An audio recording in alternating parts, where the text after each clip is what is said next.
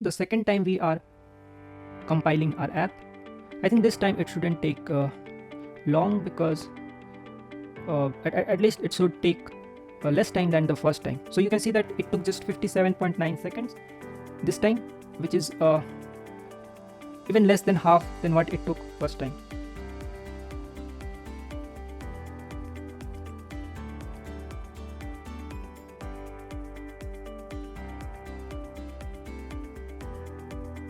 So I can't, oh I'm sorry, I did not save the changes. You can see here that the changes were not saved, that's why it's not reflecting in the app. So what I will do, I will save change, and this time I will use the hot reload feature, and let's see. Yeah, so now it's the changes are being reflected, and you can see a open date picker button, just like the example code.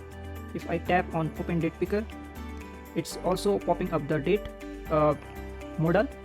picker modal, and I can select any of the date, and if I tap on OK, it's giving me a notification or alert with the selected date. Let's try it once again. So selected 20 and it's showing 27/2021. So date picker is working perfectly. Let's come back to the code of date picker. So if we understand, like here we have used something a restorable widget or a class, and everything is working with restorable, and also there is a concept of future. So basically I'm not going to get deep into the things used in date picker, basically because there are lots of things used in this date picker, and this is beyond the concept, beyond the review of this tutorial that we are doing, because we are doing just the first app, and but yeah, we can like understand the logic that has been used in this date picker. Mostly things are built around the concept of oops and widgets, and most of the parts we can just go through and we can understand. So here you can see that we have put a type of limit, the first date, the last date. So basically we are putting a limit of years. So the starting point is the year like 2021. We cannot select date before this year, and the end year is like the current year, which is 2022. So I cannot select the date of 2023. So we can increase this limit. I can put here 2025 if I want to select the date of 2025 or earlier to 2025. So this is basically the limit, and here if you see that the initial date is here, that is being put, and this is basically a static date. If you try to change it to a dynamic date, it will give error. So but yeah, we can pick a dynamic date, and we can declare it as static, and we can use it here. So we will do it later. For now we will let it be. So our date picker is working, but I wanted to change the place of date picker from center to top. So let's see if I can do that.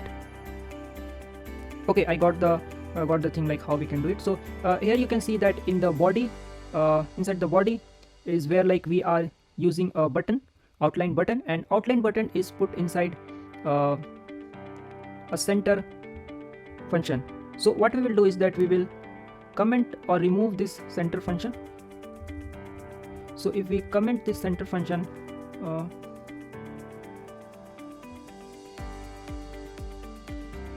I think we also need to remove this child. So here I am removing this child also, and in the body let's just use this outline button. So now if we run our code, it got disconnected, so let's run it again. So now if we run our code, let's see if it's showing the button on the top of the screen.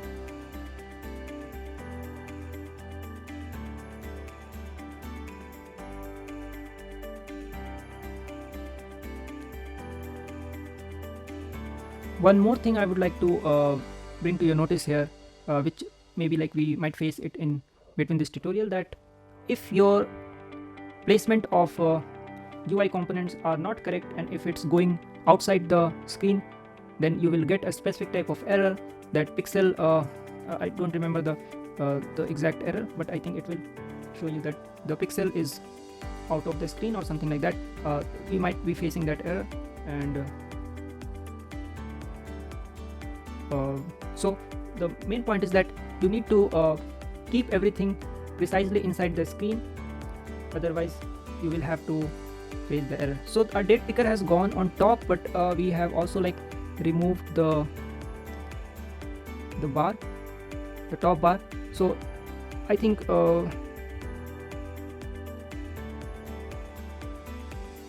we can bring back the date, the top bar. That is not an issue, because here we haven't declared anywhere the bar thing. That's why it's giving error. So but that's not an issue. In the documentation also there is a sample app which has bar, so we can even use the top bar from there. We'll just copy this top bar which is inside the my app build. So here we have my app build, and just below the title we'll put the app bar, but it's giving error. I'm not sure why. Okay, sorry, we have to use a home scaffold.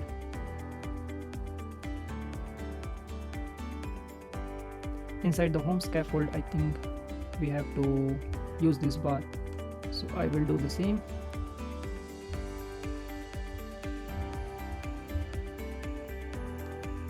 So I will just copy this and I will put it here, and inside the body I will again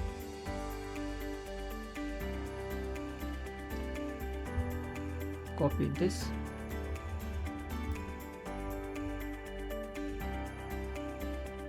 So here it's saying that the const is not necessary, because this is a very a concept which like it will take time to understand, like where we have to declare what if you are coming from a loosely coupled language.